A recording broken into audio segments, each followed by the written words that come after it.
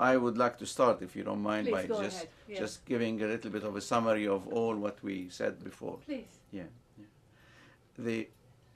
I mentioned my name again. My name is Mazen al-Khairi, and I was born in Jerusalem to I can call it a privileged family. Yeah. And we had a very good and easy life until 1947, late 1947, and then 1948, when the problems occurred. As a child of just about 10 years old, you can imagine when I saw wounded people with blood and so on, and I saw dead people, people who fought and were killed, buried. I saw the funerals because we were not far away from where the cemetery was. And then, of course, to top it all, it came the ethnic cleansing of my city, Ramla, or Ramle, some people call it. After owning so many things and having so many things, our houses, our cars, our farms, and so on, my father left with 200 Palestinian guineas, they call them, they're equivalent to 200 British guineas in his pocket. If he wasn't an educated man, he would not have been able to rebuild his life, and ours too. Right. I mean, we were lucky because we didn't have to go to refugee camps. Right.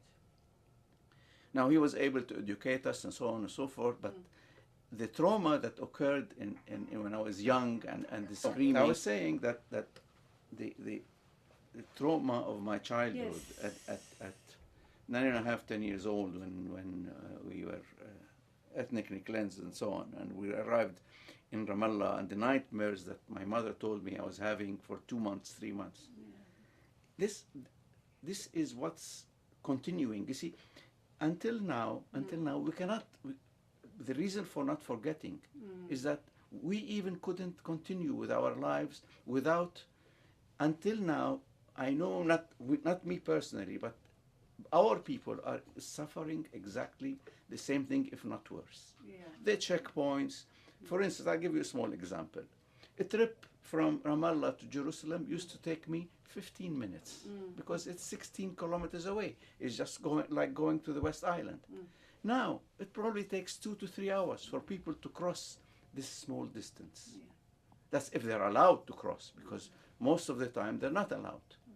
Even pregnant women were made to deliver their babies at checkpoints, Sharon.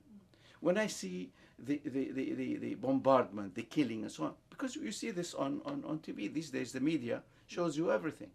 So the trauma, you see, your people are until now suffering from this thing that is called the conflict, and it's not a conflict. It's, in my opinion, it's just like any other invasion, like a foreign power coming and taking over your country and not leaving anything for you.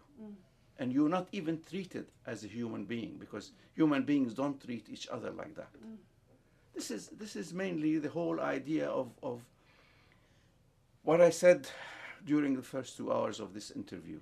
It's just that we are people who are the victims, and we are made to be the aggressors. We are the terrorists. We are the people who resist now are called terrorists. And people who are actually the terrorists, who are inflicting all this damage on other people, they are the good guys.